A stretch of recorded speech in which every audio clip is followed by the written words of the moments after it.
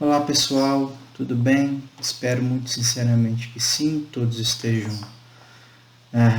em segurança, né? Estamos aqui retornando hoje mais uma vez as nossas discussões a respeito da história da África, hoje de maneira assíncrona, ou seja, uma videoaula, né? Não uma interação em videoconferência.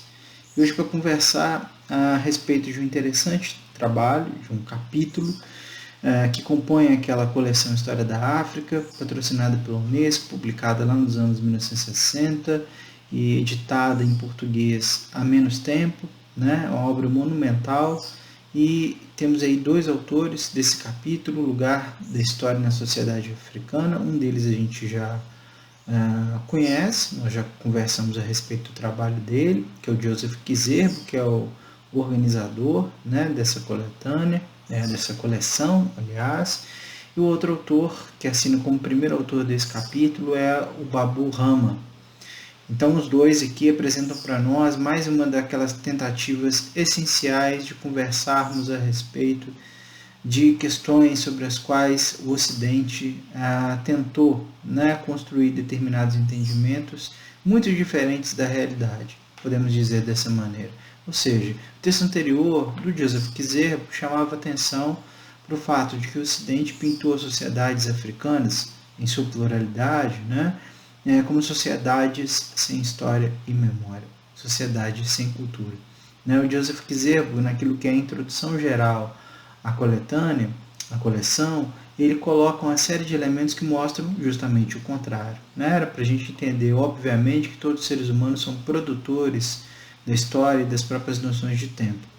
No entanto, há de se reforçar, a discussão a respeito disso, e esse capítulo aqui do Babu Rama e do Joseph Kizerbo nos chama atenção mais uma vez para a necessidade de um aprofundamento no processo de quebra, desses preconceitos tecidos, inclusive do ponto de vista acadêmico, durante bastante tempo, em direção às sociedades africanas. Então, se pensar o lugar da história, da produção das memórias entre as sociedades ou civilizações africanas, é o eixo central de discussão desse texto, que começa chamando nossa atenção para aquilo que deveria ser considerado uma obviedade. No entanto, não é. Não é porque uma série de expedientes disse que não deveria ser durante bastante tempo. Mas a obviedade está lá, ela deve ser ressaltada agora, deve ser reconhecida. Todos os seres humanos são o quê? Animais históricos. Nos dizem Babu Rama e Joseph Kizerbo. Os seres humanos nascidos no continente africano, portanto, não diferem em nada daqueles nascidos em qualquer outro canto do mundo afora. Eles são animais históricos. Eles são aqueles que constroem um tempo, que guardam as memórias. Talvez de maneira diferente, assim como os outros também o fazem, de maneira diferente, os outros seres humanos, guardam essas memórias, constroem narrativas a respeito da passagem do tempo, das experiências de suas comunidades. O que torna, então, os seres humanos animais históricos, de maneira geral? Não só os africanos, mas qualquer outro ser humano, nascido nas Américas, nascido na Europa, nascido na Ásia, enfim, dizem para nós, os autores, aqui na citação direta, no plano dos fatos. As obras, as provas da sua capacidade criativa estão aí sob nossos olhos, em forma de práticas agrárias, receitas de cozinha, medicamentos da farmacopeia, direitos consuetudinários, organizações políticas, produções artísticas, celebrações religiosas e refinados códigos de etiqueta. Todas essas questões existem em todas as sociedades humanas, variando entre si, obviamente, sua forma, seu conteúdo, sua compreensão. Varia de uma civilização, uma sociedade humana para outra. No entanto, todas essas questões elas estão contidas nos atos cotidianos de seres humanos espalhados mundo afora em diferentes momentos do tempo. Quando a gente está falando isso, obviamente a gente não está falando só do passado, a gente aponta para o tempo presente. As formas de se entender, de ser e estar no mundo não são rigidamente iguais entre todos nós seres humanos, elas são diferentes. É isso que nos torna, inclusive, mais interessantes. Apesar de algumas pessoas talvez desejarem que sejamos uma espécie de monolito, ou que sejamos monossilábicos, monocromáticos, enfim. desejos nesse sentido, todo mundo sabe, né? Infelizmente já foram experimentados pela humanidade, algumas pessoas ainda cativam esse tipo de preocupação, entre aspas. Seguem eles nos dizendo o seguinte: essa história engendrada na prática foi, enquanto projeto humano, concebida a priori, como algo próprio da nossa existência. Ela é também refletida e interiorizada a posteriori, no entanto, né? Pelos indivíduos e pela coletividade.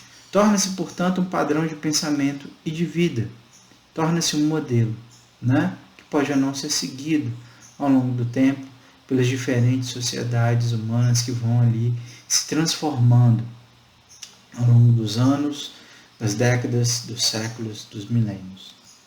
Como em qualquer ordem social, portanto, qualquer ordem social humana, a consciência histórica é um reflexo das singularidades de cada espaço, de cada tempo. Elas não são lineares. Essa é a primeira coisa a respeito de história que muitas vezes as pessoas cativam enquanto uma percepção, inclusive, do senso comum, de que a história é sempre uma linha reta, lisinha, de onde, né, se parte de um ponto que geralmente é chamado de passado, né, em direção àquilo que se quer o futuro, e o momento em que falamos é o presente. A gente está mais ou menos em um determinado ponto central dessa linha, que tem uma certa finitude, etc. E essa é uma percepção talvez um pouco ou bastante simplificadora daquilo que é essa invenção magnífica e complexa que nós produzimos, nós seres humanos. O tempo ele tem muitas curvas, tem subidas e descidas, tem buracos que devem ser ultrapassados, muros, barreiras, enfim, ele não é essa linha retinha. Muitas vezes porque nós, quando vamos falar dele, ou seja, dessa nossa trajetória ao longo do tempo, nós escolhemos o que lembrar e o que esquecer. Ou desenvolvemos estratégias diferentes para lembrar e esquecer. E daquilo que lembramos coletivamente, por exemplo, a partir de escolha de algum grupo que seja hegemônico em termos de poder, se escolhe exatamente como se vai narrar aquilo que se quer lembrar. Obviamente que seres humanos desenvolveram estratégias, obviamente, diferentes ao longo do tempo para fazer isso, esse mesmo trabalho, esse mesmo papel. Se contam histórias a respeito da história de maneira diferente. Se preservam elementos da memória de maneira diferente entre todos os nós. Então não é possível, e isso deveria ser óbvio, dizer que uma sociedade, por exemplo, que não possui escrita, ela não tem registros suficientes para lembrar de si, daquilo que ela foi no passado. Porque ela engendrou por si outros expedientes ou outras estratégias para lembrar aquilo que ela foi e aquilo que ela é. Aliás, para algumas sociedades, não existe uma separação nítida entre passado, presente e aquilo que virá a ser o futuro, inclusive. As percepções em torno do tempo são diferentes. Mas há dificuldade entre nós para entendermos e aceitarmos, inclusive, a nossa própria diversidade. Então, assim, sociedades africanas desenvolveram suas próprias noções e conceitos de história, marcadas pela singularidade de cada uma das sociedades, de suas percepções em torno da realidade, em suas múltiplas dimensões que podem ser sociopolíticas, simbólicas, geográficas, religiosas e por aí vai, firmando-se sempre como agentes de sua própria história. Ao contrário do que nossos olhares ocidentais insistem de maneira muito tenaz em enxergar. Enxergamos aquilo que nós fantasiamos a respeito daquilo que nós consideramos ser o outro, o diferente. Tentando desenhar para ele a nossa própria imagem, sem reconhecer nele a possibilidade dele ser o quê? Diferente. Da diferença ser o quê? Parte da natureza humana. Parte da natureza daquilo que esse outro tem para si com aquilo que movimenta a sua própria existência. Então, temos aí algumas questões relativas à ideia de tempo, do tempo mítico, de um lado, e do tempo social, do outro. E nos dizem os dois autores o seguinte: o mito, representação fantástica do passado, que explica a origem das coisas para várias civilizações, inclusive, em geral domina o pensamento dos africanos na sua concepção do desenrolar da vida dos povos. Isso a tal ponto que, às vezes, A escolha e o sentido dos acontecimentos reais deviam obedecer a um determinado modelo mítico, que predeterminava até os gestos mais prosaicos do soberano ou do povo.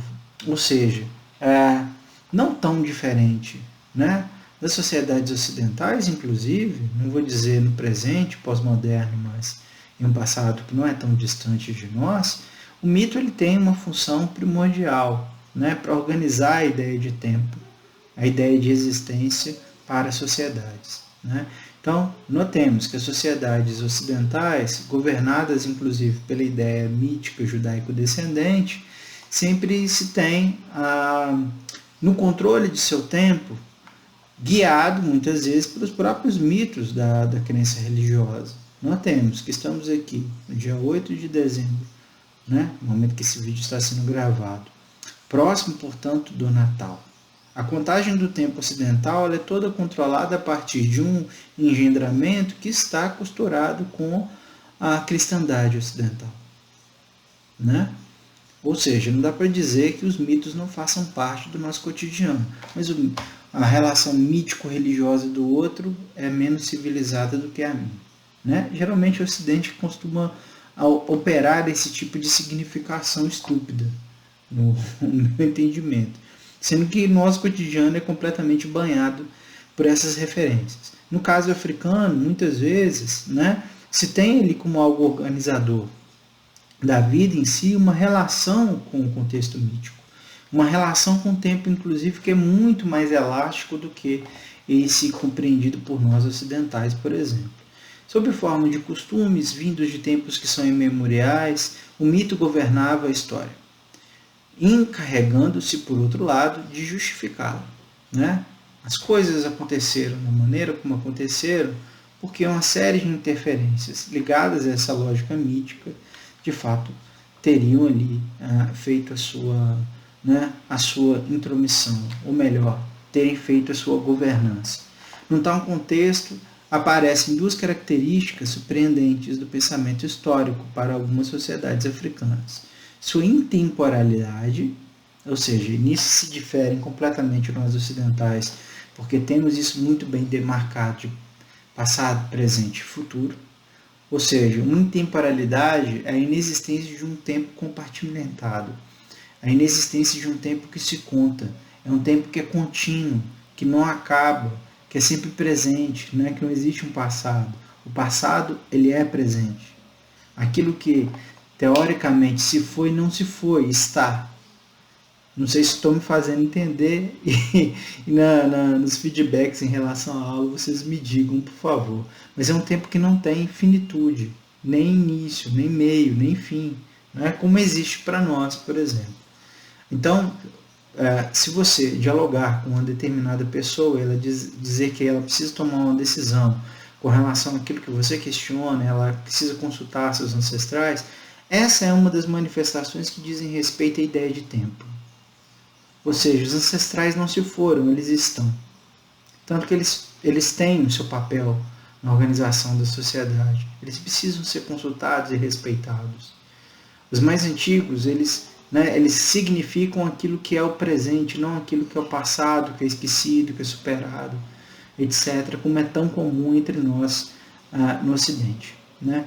Num tal contexto, aparecem duas características, portanto, essa intemporalidade de um lado e a dimensão essencialmente social da vivência dessa mesma intemporalidade, ou dessa ideia de tempo, como eu já estava dizendo aqui. Como ela interfere na organização social, nas decisões que as pessoas tomam, nas relações intersubjetivas, enfim. Então, as percepções em torno dessas noções de tempo são diferentes daquelas que são operadas aqui, como já dito várias vezes. Aqui que eu digo, nesse mundo ocidental, no qual nós vivemos.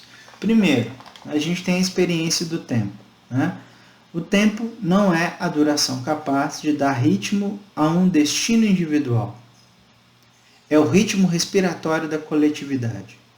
Ele anima a vida coletiva e não do indivíduo. O tempo não tem significado para o indivíduo, dissociado da vida coletiva, nesse sentido. Sociológico e antropologicamente, é algo interessante para se pensar, né? Ou seja, não existe uma primazia do indivíduo no tempo. Existe uma vivência do tempo junto à coletividade. Ela movimenta uma estrutura maior do que a existência individual. De outro lado, não existe uma linearidade sobre aquilo que eu estava falando antes, né? A tal linha reta, lisinha, que corre do passado em direção ao futuro longínquo e o presente é o lugar de onde sempre falamos. Então, não há linearidade.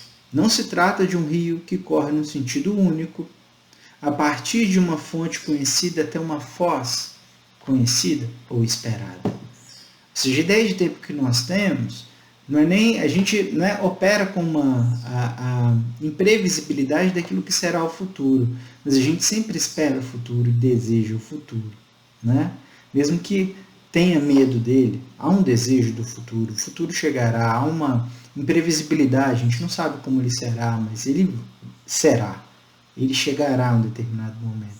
E nesse caso aqui não existe essa percepção, ou seja, não se conhece a foz, também não se conhece, né, o nascedouro, o vertedouro, nem o fim, nem o princípio. Existe algo que não é medido da mesma maneira como se costuma tentar medir por aqui. Não há, portanto, de maneira geral, uma demarcação entre início e fim dos tempos, como na tradição judaico-cristã. Aí notem, essa é uma outra questão, que anima as nossas percepções de passado, presente e futuro, inclusive. Né? Quando nós, ocidentais, de maneira geral, tentamos julgar as estruturas mítico-religiosas de outras civilizações, a gente sempre as rebaixa em relação a nós. Sendo que a organização do tempo ela é muito determinada por essas tradições mítico-religiosas no Ocidente.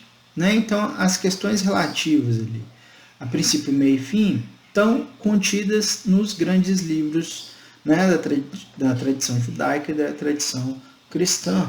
Né? A gente tem, né, a origem das coisas, o meio da experiência e a expectativa de um futuro de fim apocalíptico, como diz a própria Bíblia. Né? E quando outras civilizações colocam também suas leituras mítico-religiosas ou míticas com relação a uma expectativa de dimensionamento do tempo, nós, por exemplo, as desconsideramos, as ridicularizamos, as criminalizamos e perseguimos, inclusive. Né? Questões necessárias para colocar aqui em relação a um exame daquilo que é a relação entre o Ocidente com o continente africano, no caso específico. Né? Não raro ainda, a gente tem uma série de expedientes que, de fato, procuram isso. Né? Tirar a dimensão histórica, tirar a dimensão vivencial do continente africano, imprimindo nele apenas uma imagem extremamente estereotipada, né? De algo que deve ser o quê? Modificado, combatido, né? Para ser tornado o quê? Um igual, um monolito, no fim das contas. Né? Não há necessariamente uma divisão entre o tempo transcendental e o tempo secular. Né? Digamos que, teoricamente, no Ocidente isso existiria, né? Uma divisão entre esse tempo transcendental, o tempo religioso, e o tempo secular, ou seja, que está fora da estrutura religiosa. Então, estruturas como essa aqui, né, que nos ajudam a medir a passagem do tempo dentro dessa nossa invenção, dezembro de 2020, seriam seculares. Né? Esse aqui é um antigo calendário da universidade, inclusive. Né? Já está transformado por outras coisas. Né? Mas, enfim, a gente tem essa medidinha de tempo, um dos instrumentos de medida do tempo. Teoricamente, ele seria uma medida secular do tempo, mas de origens que não são seculares. Né? E no caso de algumas sociedades africanas, como essas destacadas aqui pelos dois autores, não haveria essa divisão, ou seja, não existe um instrumento secular e um instrumento transcendental ou religioso. Sempre existe um único, né, ponto de vista. Há uma imbricação completa entre o tempo secular e o tempo transcendental, portanto não existem esses, né, o tempo separado nessas medidas. Em geral, nos dizem eles, o tempo africano tradicional engloba e integra a eternidade em todos os sentidos. As gerações passadas não estão perdidas para o tempo presente, como havia destacado anteriormente. À sua maneira, elas permanecem sempre contemporâneas e tão influentes, se não mais, quanto eram durante a época em que viviam. É um passado presente, nos nossos significados, né? Porque a divisão do tempo nesses termos, entre passado e presente. Para eles não existe passado e presente nesses termos, existe um presente contínuo. Um presente inesgotável. Uma eternidade, né? Nesses termos. Especialmente a partir das lógicas culturais religiosas, esse passado então está ligado ao presente, constituindo-se os ancestrais agentes diretos e privilegiados dos negócios que ocorrem séculos depois deles.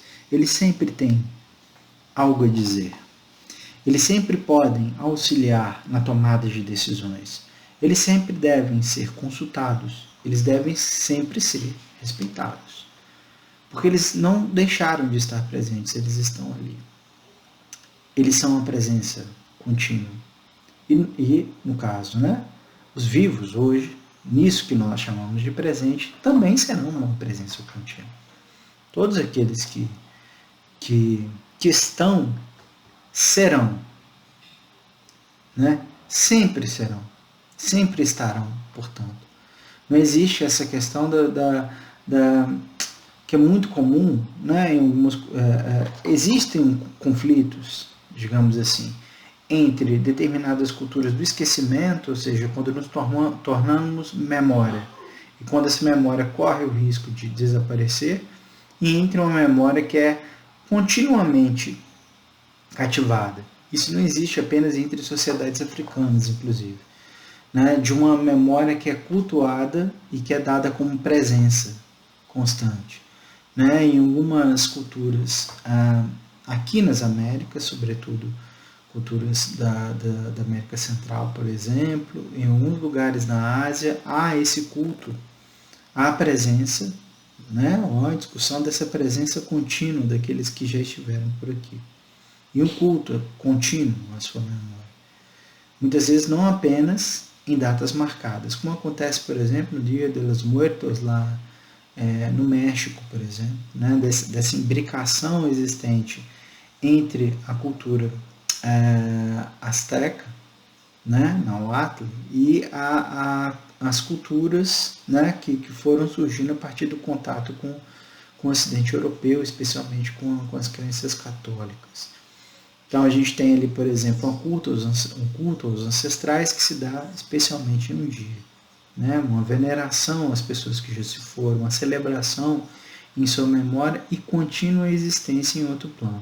E no caso aqui, o que se discute é que não precisa de um dia, muitas vezes, para que haja uma celebração ou que seja notada essa presença contínua, mesmo que necessariamente em outra dimensão de contato, digamos assim. Né? Se deve, né, não só ter respeito, mas entender que há uma necessária interferência desses que são os ancestrais dos negócios daquilo que nós ocidentais chamamos de presente. Então, exemplos aqui, dados fornecidos pelos nossos autores. Na corte de numerosos reis, funcionários, intérpretes de sonhos, exerciam um peso considerável sobre a ação política projetada. Esses exegetas do sonho eram, em suma, ministros do futuro. Eles interpretavam aquilo que muitas vezes poderia definir, né, os melhores caminhos a se seguir. Cita-se o caso do rei ruandês Mazimpaka Unri III, ali do fim do século XVII, que viu em um sonho homens de tez clara vindos do leste. Bem revelador o sonho dele, não? Armou-se então de arcos e flechas, mas, antes de lançar as flechas contra eles, guarneceu-as com bananas maduras. A interpretação desta atitude ambígua ao mesmo tempo agressiva e acolhedora, né? Oferece-se as bananas antes das flechas, introduziu uma imagem privilegiada na consciência coletiva dos ruandeses e talvez contribua para explicar, segundo aqui nossos autores, a atitude pouco combativa desse povo tradicionalmente aguerrido face às colunas alemãs que chegaram até aquele território no século XIX, semelhantes aos pálidos rostos avistados durante um sonho real 2 séculos antes, né? Ou seja, oferecemos a paz antes da guerra. E o fato desse passado ter definido aquilo que foi um presente no século XIX, ter definido o futuro, né? Daquele momento que era o presente 2 séculos antes, e que tenha, né, de maneiras muito dinâmicas e violentas, inclusive, definido os passos seguintes até os dias de hoje, né? Certas cosmogonias, né, visões de mundo, interpretações das formas de ser estar ou da criação da própria existência, do próprio mundo, atribuem ao tempo mítico os progressos obtidos num determinado tempo histórico, que não sendo recebido como tal por cada indivíduo, é substituído pela memória histórica do grupo. Ou seja, a memória histórica do grupo ela é determinante para entender como as coisas de fato se construíram para aquela realidade ali. Então, quando você fala em tempo mítico, introdutório, por exemplo, de explicações a respeito do surgimento de determinadas técnicas como a agricultura, se atribui, né, a interferência de uma determinada ancestralidade ou mesmo de uma determinada deidade na oferta do conhecimento sobre uma determinada questão que vai transformar a vida daquelas pessoas. Então a agricultura é um dos elementos que costumam surgir nesse sentido. Quem ensinou a arte, né, de conseguir cultivar os alimentos, as plantas? Quem introduziu determinadas ferramentas? Né? Esse é um tipo de questão que aparece inclusive em outras sociedades não africanas, né? Dessa consideração a respeito do início ou das origens para uma determinada prática em um tempo mítico. Ou seja, as cosmogonias elas são mestras na fixação desse conhecimento, né? Ou seja, determinada questão só foi possível porque, né, se deu de determinada forma. Deus tal é o responsável por isso, né? E por isso nós sabemos realizar esse determinado trabalho, né? Por isso a gente entende determinadas coisas. Sem a sua intervenção isso não seria possível. Mas quando exatamente foi isso? Esse é um tempo que a gente não consegue medir, por exemplo. Então a gente tem o chamado mito dos deuses civilizadores, ou heróis fundadores, por exemplo, né? Então a gente tem aqui, na palavra dos nossos autores, o caso da lenda do Jikuyu, que explica o advento da técnica de fundição do ferro, né? E aí nesse caso especificamente Mogai, Deus, havia distribuído os animais entre os homens e as mulheres, mas essas foram tão cruéis com seus animais que eles escaparam e tornaram-se selvagens. Então seria essa uma explicação. Os homens então intercederam junto a Mogai em favor de suas mulheres, dizendo: em tua honra, nós queremos sacrificar um carneiro, mas não pretendemos fazê-lo com a faca de madeira, para não incorrer nos mesmos riscos que nossas mulheres. Mogai felicitou-os por sua sabedoria e, para dotá-los de armas mais eficazes, ensinou-lhes a receita da fundição do ferro. Então, algumas questões são interessantes aqui, para além das né, dessa essência, uma discussão mítico-religiosa, dos mitos dos deuses civilizadores ou heróis fundadores, né? Ou seja, Mogai vem e ensina, né, uma técnica que é fundamental para o desenvolvimento de uma série de atividades, né? E que vai fazer diferença em relação à forma como os povos, inclusive, estabelecem contato entre si. Mas a gente tem outras coisas, como questões relacionadas ao gênero, né? Podemos ter aí uma série de outras interpretações fundantes, né, de determinados aspectos das relações sociais, e não apenas em relação à fundição do ferro, né? A história atribui às mulheres um erro, corrigido pelos homens com intercessão de um Deus específico, né? Lembremos que entre os ocidentais há histórias nesse sentido também, né? Diferentes, mas não tão, nem tanto assim. Então, o tempo poderia ser mais que uma noção de ordenamento da realidade, como é muito comum para nós hoje. Temos diferentes maneiras de fazer, o calendário que eu mostrei agora, os relógios, os celulares, enfim, tudo isso ordena o tempo, tenta ordená-lo.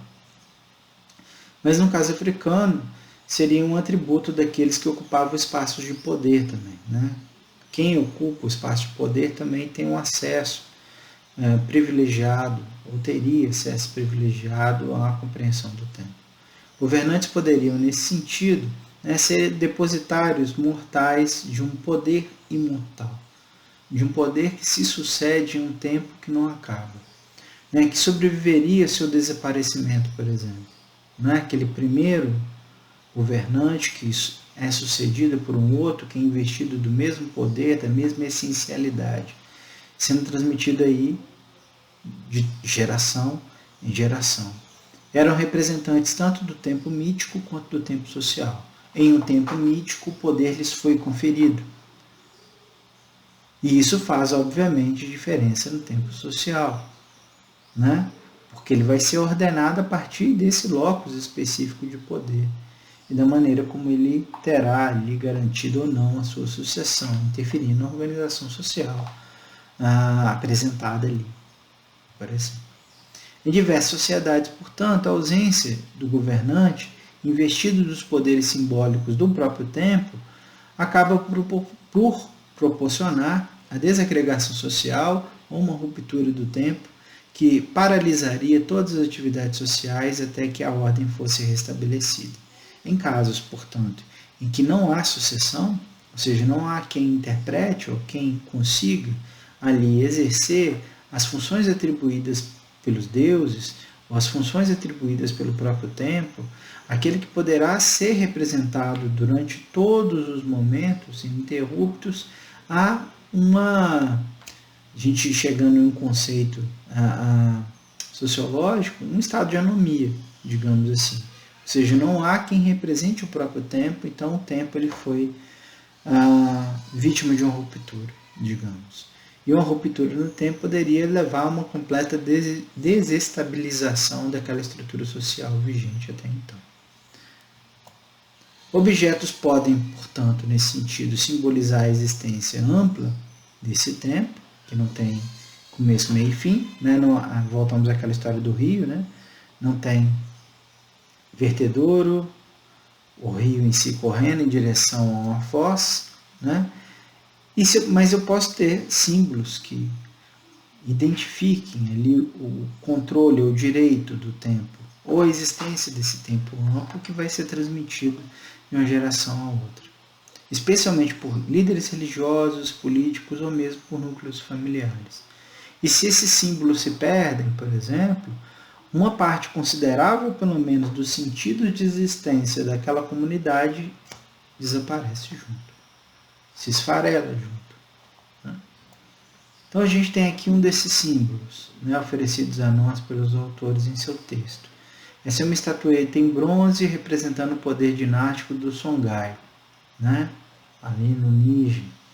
Então esse elemento, ele representaria um instrumento poderoso de vínculo social, uma amálgama social. É algo que simboliza talvez uma força maior que consiga manter as pessoas que vivem naquela comunidade de fato unidas em torno dessa ideia. Então, a ideia do próprio tempo é algo que poderia ter aí uma função social determinante para conseguir impedir que a sociedade se esfarelasse, digamos assim. Notem que, com os processos de conquista territorial do século XV até o século XIX, várias vezes, né, esses elementos que significam, né, aquilo que essencialmente une as comunidades foram destruídos. E, nesse sentido, fragilizando diretamente o poder de resposta dessas próprias comunidades a essas aventuras coloniais. Sejam aquelas lá do início da modernidade, lá a partir do século XV, sejam aquelas do neocolonialismo e do imperialismo do século XIX. Interessante a gente pensar nesses momentos também, mesmo porque na aula anterior, se não me falha a memória, a gente conversou um pouco de como o saque colonial, por exemplo, retirou de uma série de sociedades, né, no continente africano de maneira geral, né, elementos importantes que significam sua própria identidade, no caso aqui que nós estamos vendo, que significam inclusive a sua ideia essencial de existência no tempo, né, e foram enviados para lugares longínquos e não conhecidos, né, por nós conhecidos, Museu Britânico, por exemplo, que foi indicado no nosso diálogo da última aula, né, estão lá, e talvez esse ato seja de fato muito exemplificador, né, muito significativo para a gente entender esses processos pelos quais diferentes sociedades passaram, né, e talvez reflexos que se abatam sobre essas comunidades ainda nos dias de hoje, de maneira decisiva. Então, a transferência desses objetos é que constituía, portanto, a devolução jurídica do poder, por exemplo. Então, um objeto como esse mostrado aqui, se transmitido corretamente, segundo a tradição, para outra pessoa, mantém o poder e mantém a lógica do tempo. Tem os dois elementos, né, que fazem essa mistura entre o tempo mítico e o tempo social. Ou seja, eu garanto que o tempo social, que no tempo social as coisas funcionem, que as pessoas governem, por exemplo, que haja uma estrutura social de determinada maneira, mas eu também garanto a existência do tempo mítico, porque eu respeito, né, a esse tempo mítico. A esse tempo imemorial está representado no próprio objeto e na maneira como ele é respeitado, como ele foi transmitido de uma geração a outra, etc. E aqui os nossos autores, mais uma vez, né, evocados diretamente, nos dizem o seguinte. Então, o caso mais interessante é dos Sonianke, descendentes do Soniali, que possuem correntes de ouro, prata ou cobre, cada elo das quais representando um ancestral, e o conjunto simbolizando a descendência dinástica até Soni, o Grande.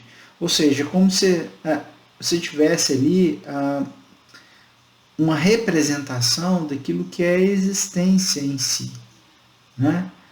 Cada descendente, cada pessoa, né, até o primeiro, né, representando aí toda a dinastia, todo o tempo compreendido. Se compreende que as gerações seguintes vão formar novos elos e, portanto, dá-se continuidade.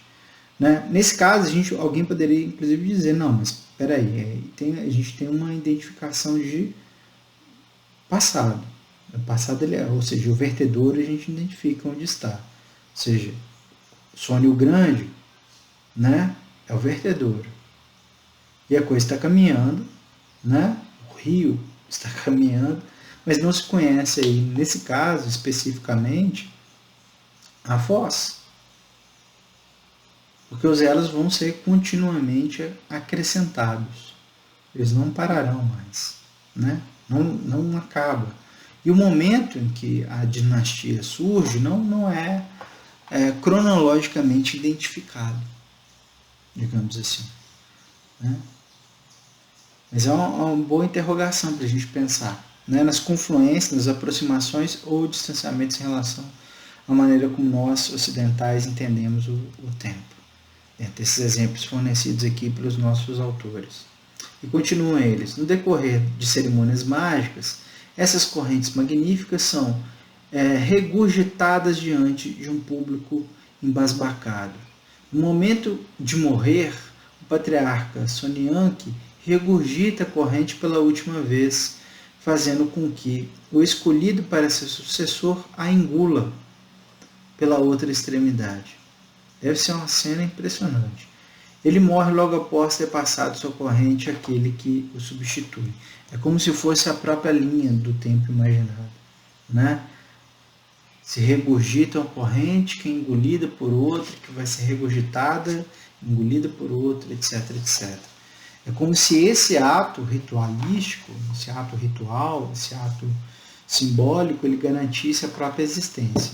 E no caso aí a existência do ponto de vista do tempo social também, ou seja, se garante ali não só o respeito em relação a esse tempo mítico inicial e que é uma presença constante, porque a corrente vai estar no corpo das pessoas, mas se garante também que a organização social ela se mantenha conforme colocado por aquela própria tradição.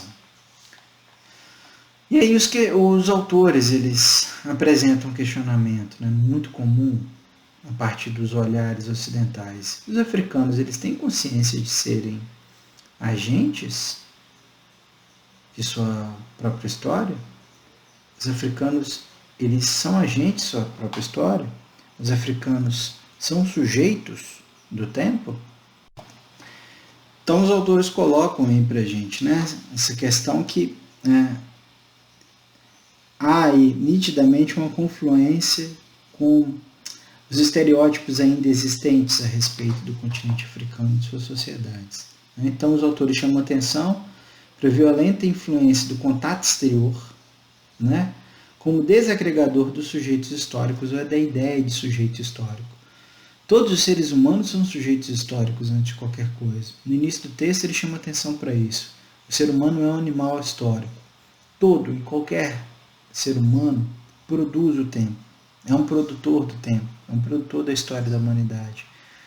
Dentro de sua própria existência. Tudo aquilo que nós produzimos hoje, por exemplo, será algo talvez apreciado no sentido de se tentar entender a nossa vida, nisso que a gente está chamando aqui agora de presente, por alguém que venha séculos depois. Então, elementos da nossa vida comum contam história, fazem história. Ou como diria o Brecht, né? Quem construiu a Teba das sete portas? Não são os poderosos, não são aqueles que estão, né, nas narrativas oficiais ou tradicionais, né, mas aqueles que constroem o cotidiano, no dia a dia.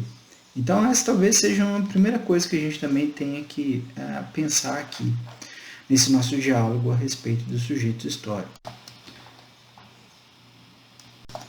Voltando aqui, então, nos dizem os nossos autores, né, excessivas imposições exteriores e alienantes domesticaram-no, ou seja, né, esse ser humano africano, a tal ponto que mesmo quando ele vivia longe da costa, onde se dava o aprisionamento de escravos, por exemplo, e da área de influência do comandante branco, ele guardava num canto qualquer de sua alma a marca aniquiladora da escravidão. A escravidão, a gente vai ter oportunidade de discuti-la, aulas à frente, ela é de fato um processo histórico, né? A escravidão moderna, ela é um processo histórico que marca, né, o continente africano de maneira indelével, infelizmente. Né? É um processo tão violento, cujos reflexos se fazem tão presentes, inclusive fora da África, como é o caso aqui do lugar de onde, né, falamos, de onde nós estamos, que é o Brasil, que não há como, uma série de autores discutem isso, a gente vai ter possibilidade de conversar a respeito dessas questões, de como o processo histórico africano, de maneira geral, ele sofreu uma interferência, né, sem dimensão, talvez. Né? Como determinados rumos foram alterados de maneira tão violenta e que ainda não foram efetivamente corrigidos suficientemente. Essa é uma grande discussão que se faz, né, que a gente vai ter a oportunidade de sobre ela conversarmos. Mas eles, né, falam como essa chegada da escravidão moderna, intensivamente dos séculos XVI a XIX, como ela de fato interfere na própria memória africana, de maneira geral, de leste a oeste, inclusive, ou melhor, pela intensidade de oeste a leste, inclusive, né? De sul a norte, ou de norte a sul, se formos parar para pensar nas questões que ocorrem antes do século XV, e que os contatos mais efetivos entre a civilização europeia e ocidental se dá com esse norte africano, saariano, né? Como as regiões ao norte desde a antiguidade têm um contato, né, intenso, pode-se dizer, com o ocidente, né? Áreas como Egito, como que nós conhecemos hoje como Líbia, né? Marrocos, tem relações mais antigas, né? Talvez bem definidoras dos seus processos históricos com o ocidente. Ao contrário das áreas abaixo do Saara, essa África chamada de subsaariana, que tem contatos mais intensos a partir do século XV, né? E talvez o grande elemento, né, do século XV à frente seja o processo histórico que nós chamamos de escravidão moderna.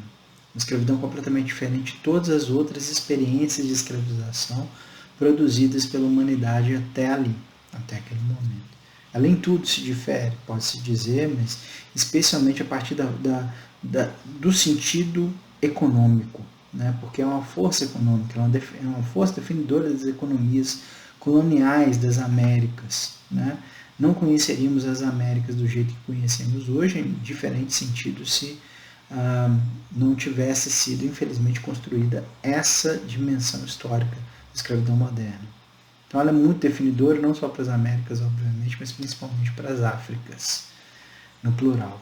Então os autores colocam isso aqui. Então isso, né, talvez seja o grande ponto de entrada, né, em termos de modificação do modus vivendi, né, da maneira como as pessoas entendem seu ser estar atrelado à ideia de tempo histórico, né, entre os africanos, entre diferentes sociedades. E eles chamam atenção para algo que é interessante a gente pensar, que essa modificação se daria, inclusive, entre povos que não tiveram esse contato direto da costa, né, mas que os efeitos multiplicadores da experiência histórica da escravidão moderna levariam até eles, né, todos os reflexos negativos em termos da desestruturação da própria ideia de tempo. Então, nos dizem ainda, né, para os autores, as regiões onde a centralidade do poder político era mais frágil eram justamente aquelas nas quais havia maior margem de ação das pessoas, enquanto sujeitos de si, aí a gente está falando, né, voltamos a falar dos sujeitos históricos.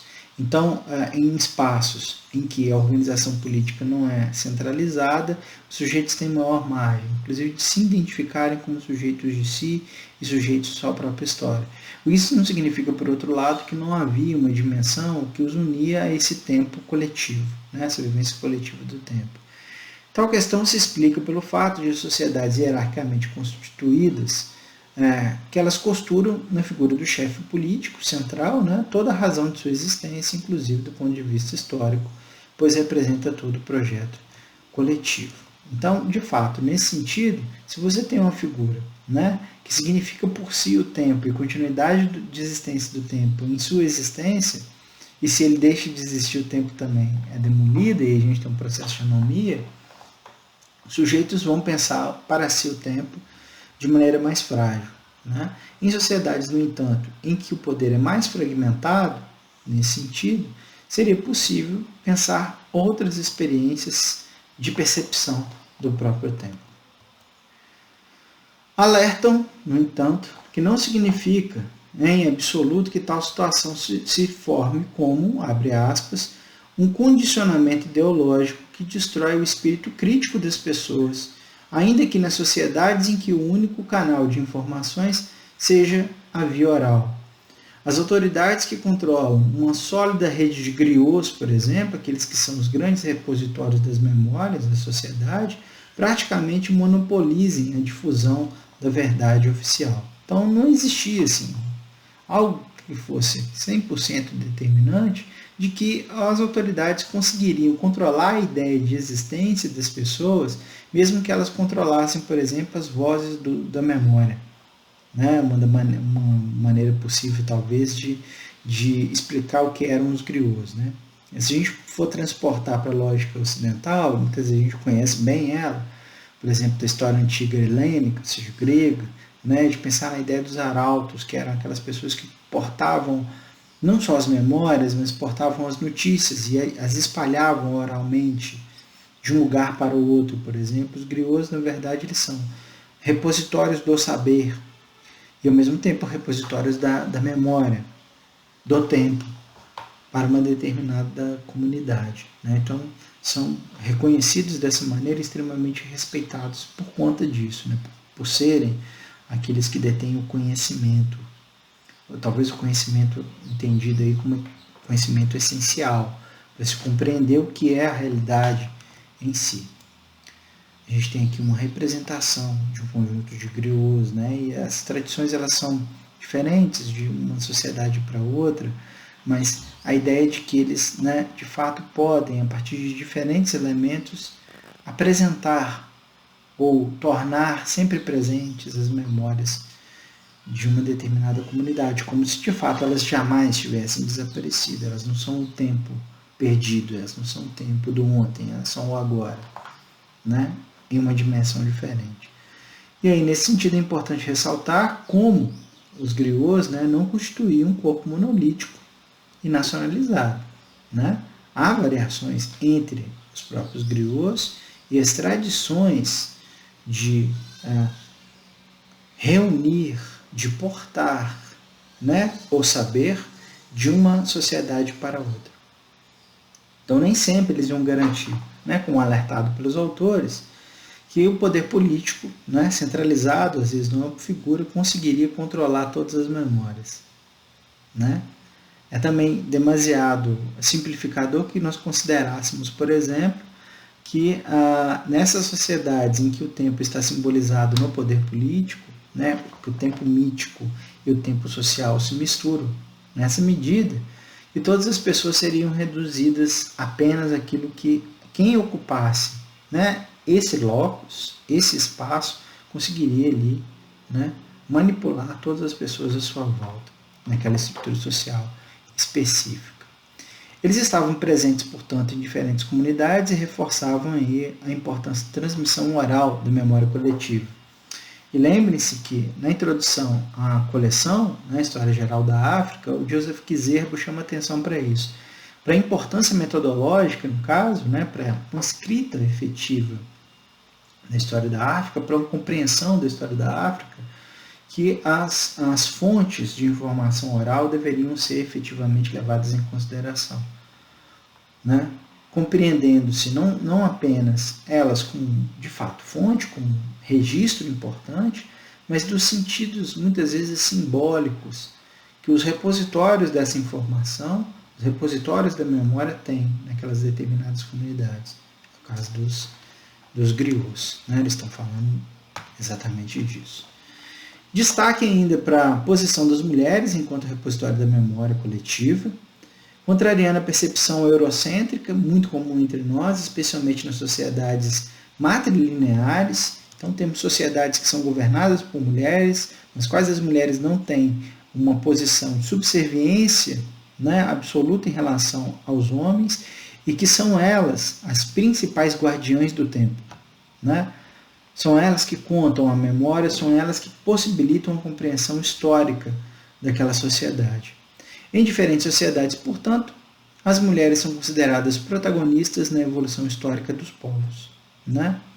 Elas dirigem o processo, ao contrário daquilo que se imagina em relação, né? se reduz em relação a que seria todas as sociedades africanas, as subsaarianas sobretudo.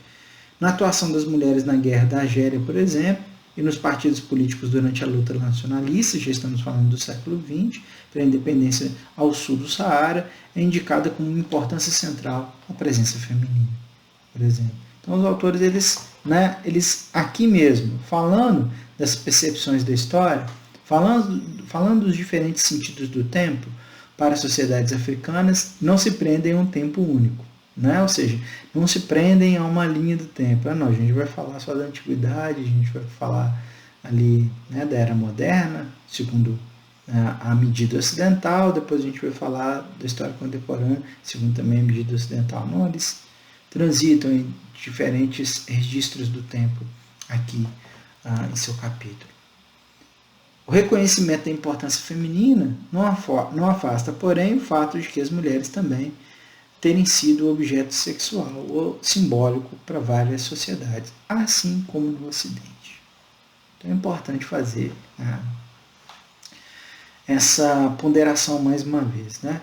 Tendemos, nós ocidentais, isso vale também para o Oriente, né? Não para a África apenas, que é a nossa discussão central aqui, mas pelo chamado Oriente. Nós inventamos esses lugares, ideias a respeito desses lugares, e tendemos a afastá-los de tudo aquilo que nós fazemos. Eu estou usando um nós aqui, que pode ser muito injusto para conosco, né, na tentativa de, né, desmontarmos uma série desses estereótipos criados ao longo de muito tempo. Mas, de fato, a sociedade ocidental, ela se acostumou a olhar para as outras como se fossem absolutamente diferentes de si. Sendo que muitas vezes determinadas práticas, por nós suportadas, né, podem ser, dentro daquilo que a gente coloca nessas medidas de bom e mal, de positivo e negativo, muito piores do que aquelas sobre as quais caem as pechas. Né? Enfim, mas isso não costuma acontecer. Então, no entanto, dizem aqui os nossos autores, apesar de sofrer uma segregação aparente nas reuniões públicas, todos sabem, na África, que a mulher está onipresente na evolução. A mulher é a vida e também a promessa de expansão da vida. E é através dela que os diferentes clãs consagram as suas alianças. As mulheres podem tudo prometer, contudo comprometer, elas podem tudo arranjar.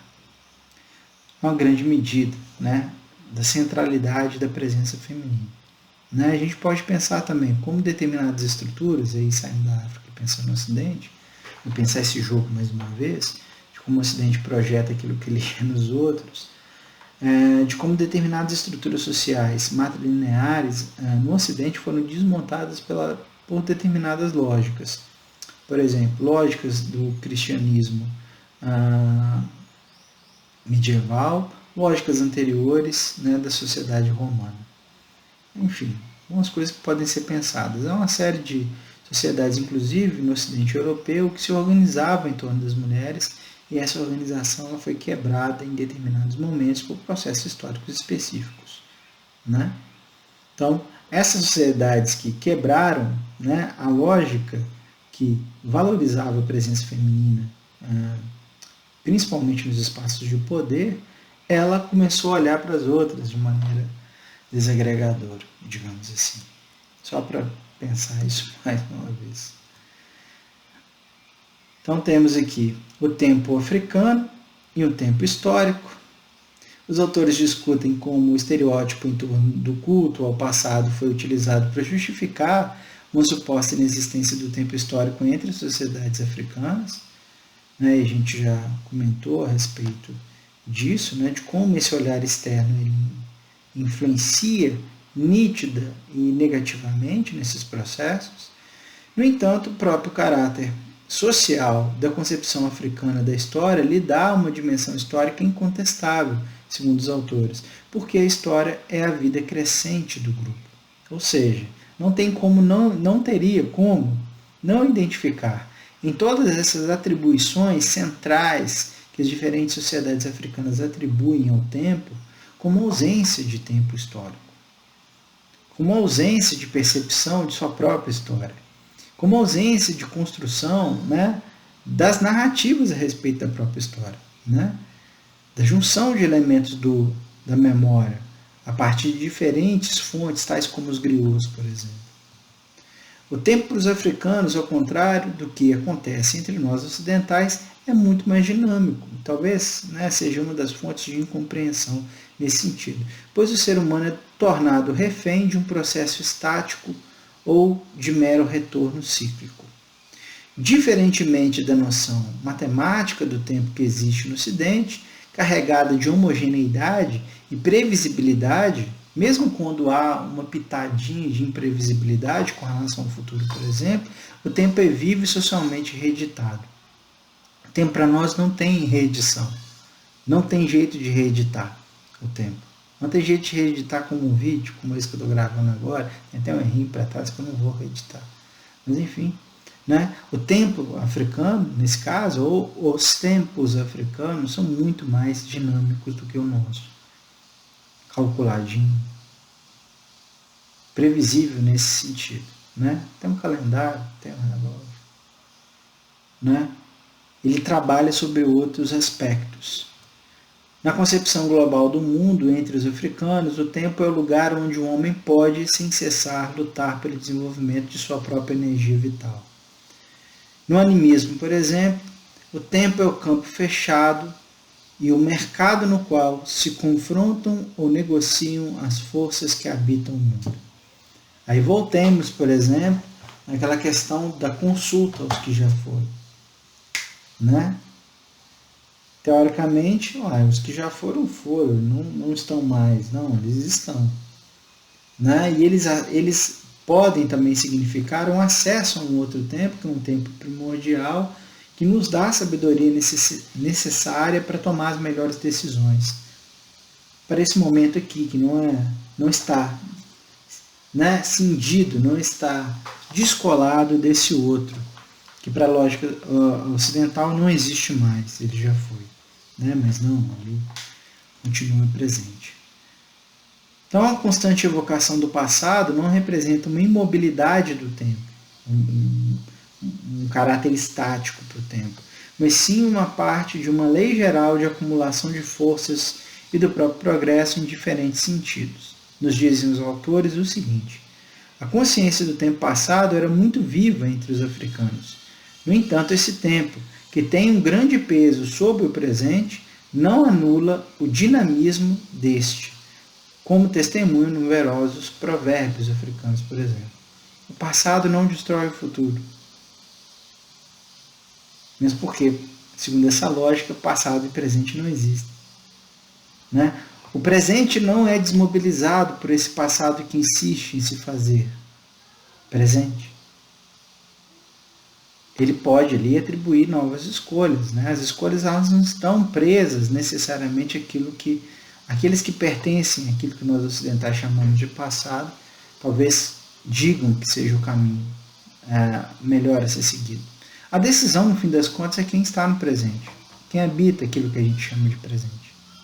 Não apenas os ancestrais, por exemplo, como constantemente foi mencionado aqui. Não vai haver um congelamento, as coisas não vão ser necessariamente sempre iguais àquilo que foi ontem, segundo a nossa lógica. Não vai haver um aprisionamento ao tempo dos antigos, etc. Né? Mas uma relação dialética entre esse presente e um outro presente, digamos assim. Por fim, é o dinheiro hoje que faz história, provocam os autores. Estão errados? Não creio. É uma boa provocação. Só agora o sentido do tempo individual e coletivo se transforma pela assimilação dos esquemas mentais em vigor nos países que influenciam os africanos econômica e culturalmente. Isso não serve só para a África, obviamente. Né? Descobre então que, em geral, é o dinheiro que faz a história. É o dinheiro que distribui, né, as provocações, a unificação de uma cultura, a eliminação da diferença, muitas vezes. E aí pensemos nesse dinheiro no longo processo do capitalismo, desde o processo de internacionalização do sistema capitalista no século XIX até o momento em que conversamos agora. Obviamente que talvez hoje tenhamos assim uma pujança às reivindicações pelo direito de existência da diferença, que é muito interessante se pensar, né? Inclusive de reivindicar junto. Mas um passado não tão distante de nós, sob nossa ótica ocidental mais uma vez, havia uma energia muito grande para a eliminação da diferença, em todos os sentidos que possamos aqui imaginar. né? De tornar esse mundo reduzido a um único modelo, né? O capitalismo ganha outras energias também, né? Inclusive tentando fundar ali novas perspectivas, né? De como eu posso dizer, de dividendos a partir da diferença. Mas enfim, nesse sentido, ainda pesa muito essa ideia esquematizadora, homogeneizadora do Ocidente, pesando inclusive por essas vias do dinheiro que faz a história e que tenta contar a história sobre a diferença dos outros povos, as diferenças culturais. Nesse sentido, os autores continuam tendo razão. O homem africano tão próximo de sua história que tinha a impressão de forjá-la, ele próprio em suas micro-sociedades, enfrenta agora, ao mesmo tempo, o risco de uma gigantesca alienação e a oportunidade de ser coautor do progresso global. Oxalá que isso só cresça, desde a edição primeira dessa coleção, nos anos 1960, até a ampliação do acesso a ela em diferentes idiomas, em anos muito mais recentes, né, que nos possibilitam dialogar com esse texto fundamental, né, de entender, né, a necessidade de ouvirmos, né, aquele que nós consideramos diferentes, de ouvirmos aqueles que inclusive podem ser aqui entre nós os nossos, né, do nosso tempo, que é também o tempo deles, né, de poder fazer com que eles sejam de fato ouvidos, né, e que possam ali nos ajudar a compreender a sua trajetória, de compreender a sua história a partir de suas memórias. Então considero eu que uma referência interessante para a gente pensar, né, o lugar da história na sociedade africana, né, do Joseph Kizerbo e do Sr. Babu Rama, texto que foi aqui hoje colocado para a gente pensar, né, nessa disciplina História da África, e peço a vocês, por gentileza, que manifestem comentários, dúvidas, questionamentos, protestos, reclamações em relação à temática dessa videoaula, né, momento assíncrono da nossa disciplina, para que a gente possa seguir com o debate, né? Essa é a tarefa fundamental. Está aqui a nossa videoaula, com a referência que será também enviada para vocês, né? E eu solicito como tarefinha, né, um feedback. Que possam, por gentileza, manifestar-se a respeito daquilo que foi dito aqui hoje. Tá bom? No mais, uma boa semana, um bom resto de ano, né? A gente se encontra na próxima semana, sincronamente, né? Mas que estejam todos bem, estejam todos em segurança durante essa pandemia. Mais um grande abraço para todo mundo e até mais. Tchau, tchau. Obrigado.